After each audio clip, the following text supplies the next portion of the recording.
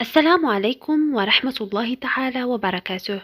كنتمنى تكونوا في احسن الاحوال. نتوما كتشاهدوا هذا الفيديو تاع اليوم. بالنسبه للفيديو ديال اليوم غادي نشارك معكم واحد الوصفه طبيعيه مجربه وناجحه 100% لعلاج الكحه او لا الزكام او لا البرد. هاد السيرو اللي غنشارك معكم اليوم واحد السيرو طبيعي تقدروا تستعملوه حتى الوليدات الصغار وحتى الناس الكبار من اول استعمال. هو باش كبرنا والحمد لله منين كديريه ما كيبقاش يرجع لك حسن من السيروات اللي كناخذوا من الصيدليه. كذلك اذا كنتي اول مره كتشوفي القناه ما تنسايش الاشتراك وتفعيل الجرس ليصلك كل جديد.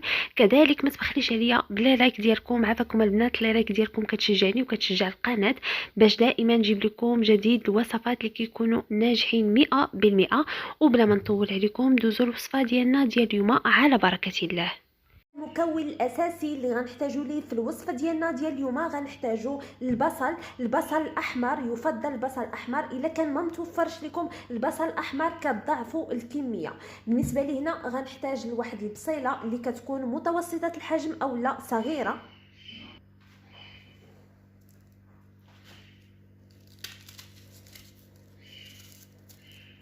غنحيد ليها القشور ديالها.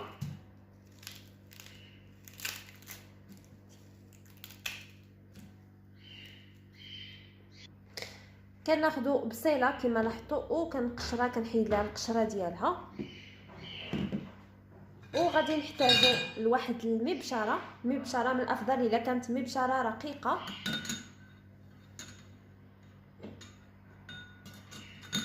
وغنحاول باش انني نحكها.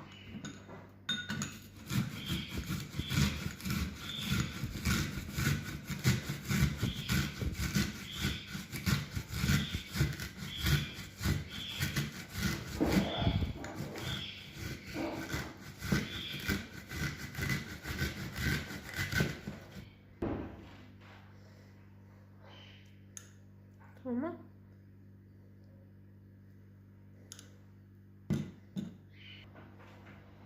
غناخذ واحد الاناء والمصفات وغادي نصفي الخليط ديالي.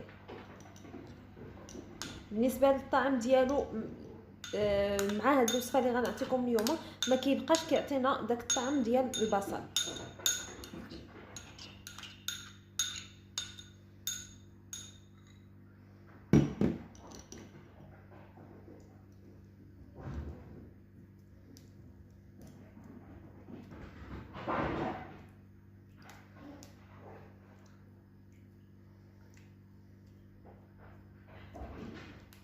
تمام.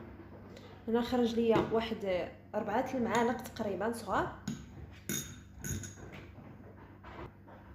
وكذلك غنحتاجو القرنفل، المسمار، قرنفل ولا المسمار اللي رائع جدا للبروده او لا الكحبه.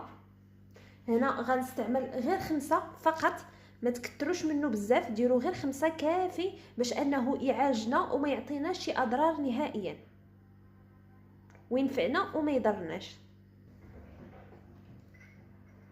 غنحتاج المهرز،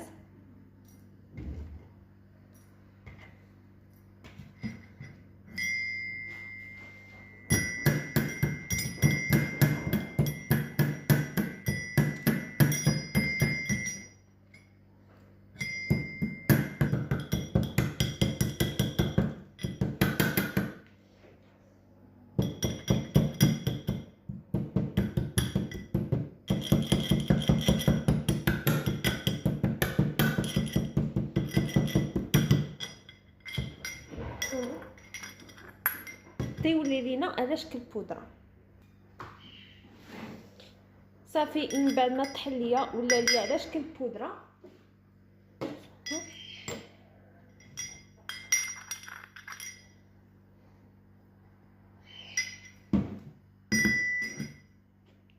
تقريبا. وكذلك غنحتاجو السنيده.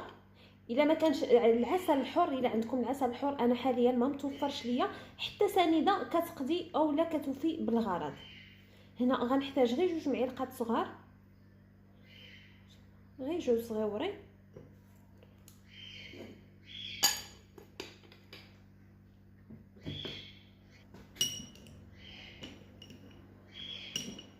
باش ما كتبقاش داك الطعم ديالها، وفي نفس الوقت كتعطي مفعول. كنديروا هاد السنيده غير باش ما تعطيناش داك الطعم ديال الحروره ديال البصله. وفي نفس الوقت فاش كنزيدوا هاد القرنفل راه كتعطي واحد الطعم لذيذ البنات، راه كيعطينا واحد الطعم لذيذ، ما كيبقاش فيها ديك الريحه ديال البصله وداك المذاق ديال البصله، ما كتبقاش نهائيا. يعني هذا سيرو طبيعي سهل، غير حيت انا دابا كنصور لكم وكنعطيكم مرحله بمرحله داكشي باش كنتعطل. اما كون غادي ديروه نتوما راه غتعرفوا غير الطريقه، غيولي سهل عندكم، غيولي احسن من السيروات، وغتعطيو حتى لوليداتكم ما كيعطي حتى شي ضرر. غير الا بغيتو ديروه لوليدات صغار اللي قل من 14 سنه غادي تقلي النسبه ديال القرنفل. يعني هنا الناس الكبار كيديروا 5، الناس الصغار كيديروا غير 2 أو 3 ديال القرنفلات. وكذلك غنحتاجوا لواحد المندرينه اولا ليمونه كبيره ولا صغيره اللي عندك، غادي نحتاجوا لها لانها هي كتعطينا القوه وكذلك غنيه بفيتامين سي، وفيتامين سي مزيان للكحبه. بغينا العصير ديالها باش كيعطينا واحد اللي متكامل، واحد العصير اللي متكامل.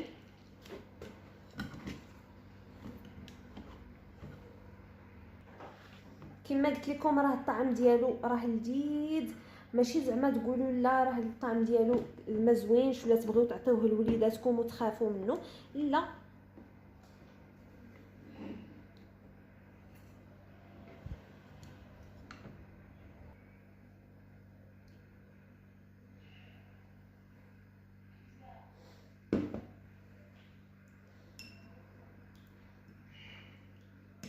نتوما البنات صافي هنا خرج ليا تقريبا واحد الكميه ديال واحد الكاس صغير. هاد الكميه هادي غتقسميها على 3، غادي تاخدي 3 المعالق كبار في الصباح، 3 المعالق كبار من وراء الغداء، وقبل ما تنعسي شربي داكشي اللي غيبقى. من الافضل من وراء الاكل، وحتى قبل من الاكل ما عنده حتى شي اضرار نهائيا. وتقدروا ديروا حتى واحد الكميه كبيره وتحتفظوا بها في الثلاجه او لا في المبرد.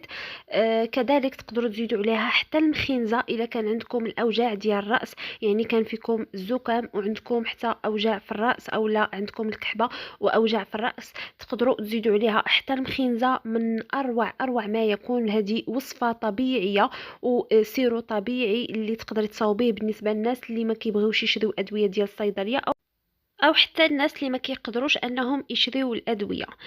كنتمنى الفيديو ينال